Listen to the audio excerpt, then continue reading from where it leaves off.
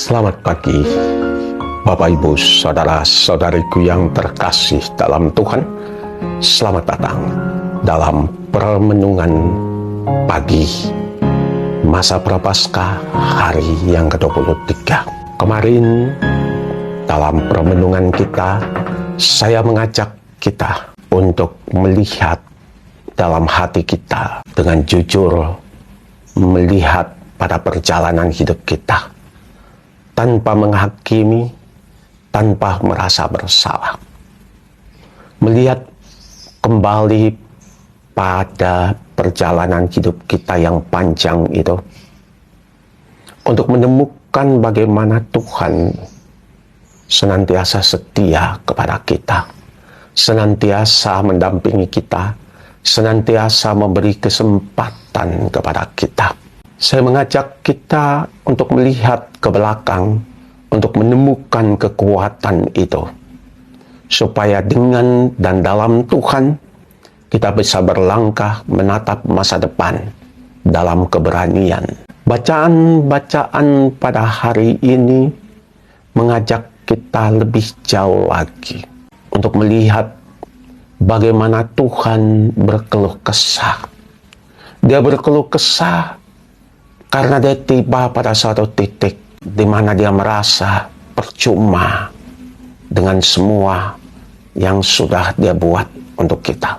Makanya kita harus jaga jangan sampai Tuhan merasa bahwa kita tidak bisa hidup jauh dari dia.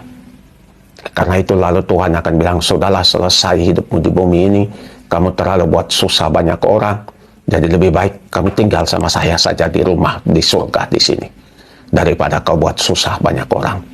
Gamelah hidupmu. Tuhan berkeluh kesah karena Tuhan merasa dia telah berbuat apa saja yang bisa dia buat untuk mengingatkan Bani Israel. Dalam bacaan yang diambil dari kitab Yeremia bab 7 ayat 23 sampai 28 dikatakan, tetapi mereka tidak mau mendengarkan kepadaku dan tidak mau memberi perhatian. Malahan mereka menegarkan tengkuknya, berbuat lebih jahat daripada nenek moyang mereka. Sekalipun engkau mengatakan kepada mereka segala perkara ini, mereka tidak akan mendengarkan perkataanmu. Sekalipun engkau berseru kepada mereka, mereka tidak akan menjawab engkau. Mereka tidak menjawab undangan Tuhan, teguran Tuhan, peringatan Tuhan, karena mereka merasa mereka tidak perlu orang lain. Karena mereka merasa bahwa mereka yang paling benar dan memiliki kebenaran. Ketika kita tidak mampu mendengarkan suara orang lain, ketika kita melihat suara orang lain sebagai suara yang ingin menghancurkan kita, mungkin saat itu kita harus bertanya dalam kedalaman batin kita, sudahkah saya bertumbuh ataukah saya stagnan dalam pertumbuhan saya? Karena orang yang mau bertumbuh adalah orang yang selalu mau belajar, orang yang selalu terbuka telinganya, orang yang selalu merasa masih ada yang perlu dia pelajari. Karena dia menyadari di atas langitnya masih ada langit yang lain. Orang yang rendah hati adalah orang yang mampu melihat sisi yang lain dan tidak hanya terpaku pada sisinya sendiri, pada temboknya sendiri. Orang yang rendah hati adalah orang yang mampu meruntuhkan tembok-tembok yang dia bangun, tembok-tembok semu, tembok-tembok rasa diri yang semu. Orang yang rendah hati adalah orang yang berani mengakui bahwa dia pun adalah makhluk, adalah manusia, adalah orang yang rapuh, adalah orang yang juga memerlukan belas kasih. Kejatuhan seorang yang hebat, seorang yang luar biasa, kehancuran mereka banyak kali tidak disebabkan oleh orang lain, tetapi banyak kali disebabkan oleh diri mereka yang terlalu sombong dan angkuh. Sombong dan angkuh merasa diri yang paling benar. Dan ketika kita terlalu sombong dan angkuh, alam semesta akan menghukum kita. Akan menghancurkan semua yang menjadi pegangan, yang menjadi kebanggaan kita. Dan pada akhirnya toh, kita akan berdiri dalam kehancuran itu. Pertanyaannya, ketika kita berada pada titik itu, akankah kita mengeluh, mempersarakan seluruh dunia, bahkan Tuhan? Akankah kita menutup mulut, telinga hati kita dalam kemarahan, dalam keangkuhan dan kesombongan, dalam keputusasaan? Hanya orang yang rendah hati, yang mampu merundukkan kepala, mampu bersyukur bahwa semua ini terjadi, agar dia bisa bertumbuh lagi, agar dia bisa belajar lagi, agar dia menyadari kembali betapa hidup itu adalah suatu anugerah dan pemberian.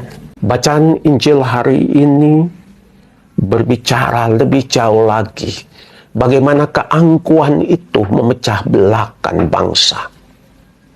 Bagaimana keangkuhan dan ketegaran dan kesombongan hati itu membuat orang melihat orang lain, bahkan mencurigai orang lain dan perbuatan baiknya. Kita lihat hari ini dalam kisah bagaimana setelah Yesus menyembuhkan orang yang bisu. Bukannya para pemimpin-pemimpin itu harus bersyukur dan berterima kasih. Pada akhirnya toh seorang umatnya, seorang konstituennya, seorang anggotanya telah sembuh dan dibebaskan.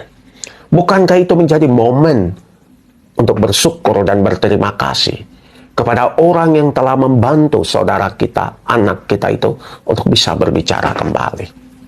Dan bukannya menghakimi dia, bahkan mencurigai bahwa dia menyembuhkan dengan memakai kuasa Beelzebul. Bukankah itu terlalu kejam? Bukankah itu menunjukkan betapa angkuh dan sombongnya kita? Kesombongan dan keangkuhan mereka karena mereka merasa sebenarnya pada dasarnya adalah karena merasa minder dan malu. Makanya masa Prapaskah ini adalah masa di mana kita diajak untuk melihat pada diri kita, untuk merundukkan kepala dan mengakui bahwa pada akhirnya toh saya selama ini terlalu sombong dan angkuh dalam menjalankan hidup kita. Saya selama ini selalu merasa diri yang paling benar, yang membuat saya tidak pernah terlalu peduli dengan orang lain, yang membuat saya lebih suka menyendiri, lebih suka memenjarakan diri dalam kebenaran saya. Masa Prapaskah itu menjadi penting untuk melatih kerendahan hati itu.